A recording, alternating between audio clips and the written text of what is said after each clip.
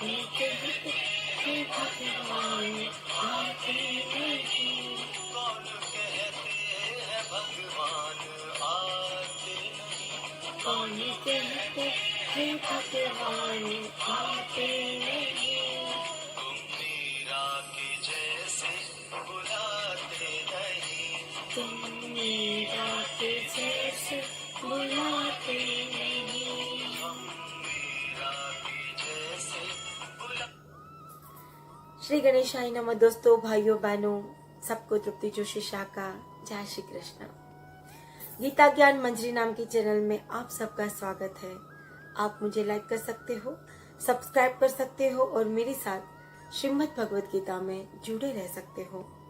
आज का हमारा अध्याय है 15वां अध्याय, पुरुषोत्तम योग। भगवान श्री कृष्ण कहते हैं कि हे अर्जुन, ये पूरा संसार पीपल के वृक्ष जैसा है। उसका जो मूल है वो ऊपर है और शाखाएं नीचे, और उनके जो पत्ते हैं वो वेद हैं।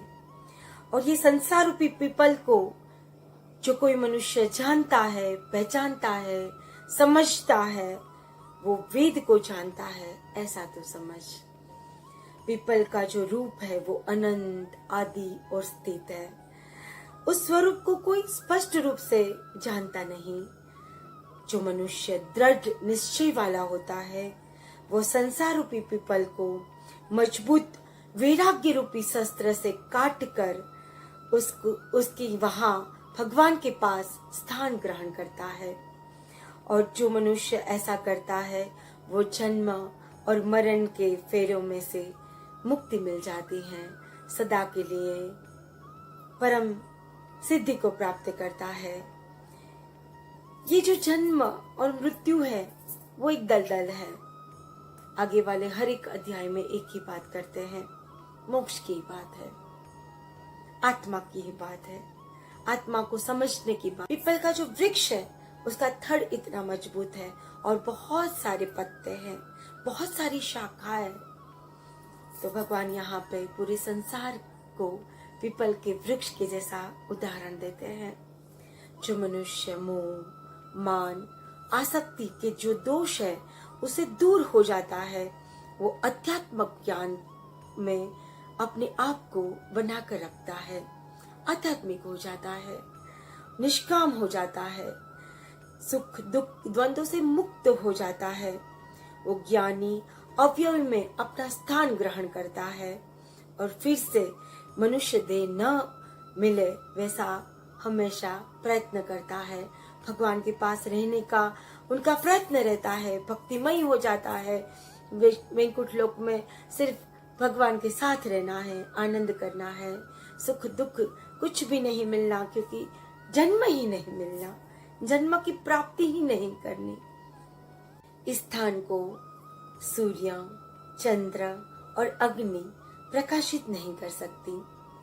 ना ही ये स्थान सनातन अंश और जीवलोक में जीव बनकर प्रकृति में 5 इंद्रियां हैं और 6वां मन उसको आकर्षित करता है, उसको हम लिंग शरीर कहते हैं। इस जीव को स्थूल शरीर मिल जाता है, देह मिल जाता है। जिस तरह से वायु पुष्प में से सुगंध लेकर आता है, वैसे ही जो मन है वो 5 इंद्रियों को लेकर आ जाता है। इस जीवात्मा को त्वचा, कान, नाक, आंख और मन उसका आश्रय लेकर विषयों की कामना में भुगतने लगता है।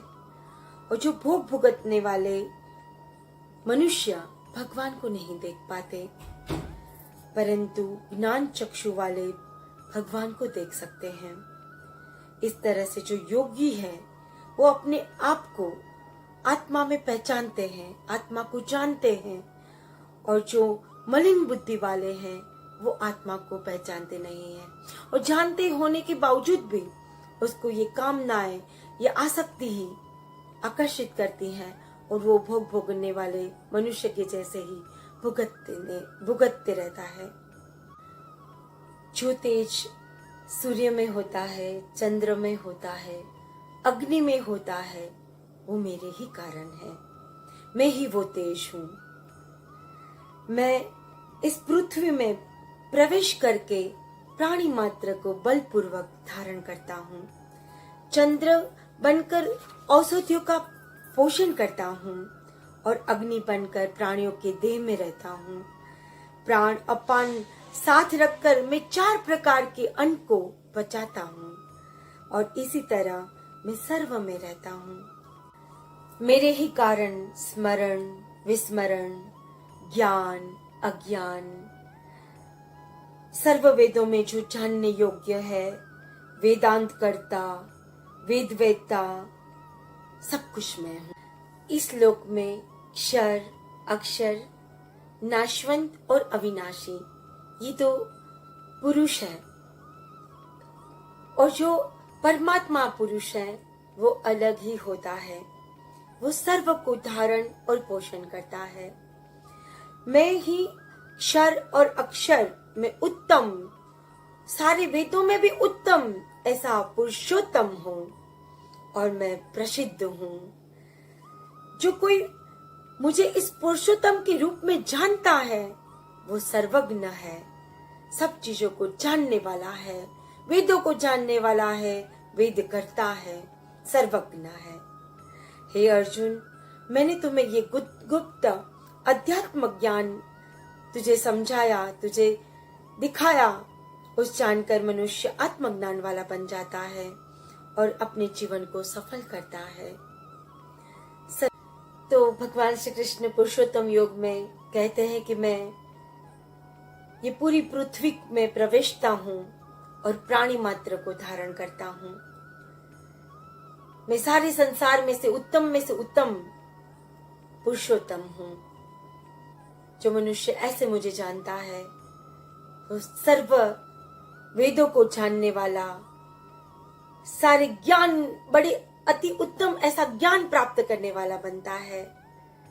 और ये आध्यात्म ज्ञान, हे अर्जुन, मैंने तुझे कहा, ये सुनकर तू सब कुछ प्राप्त कर सकता है, तुझे फल मिल सकता है।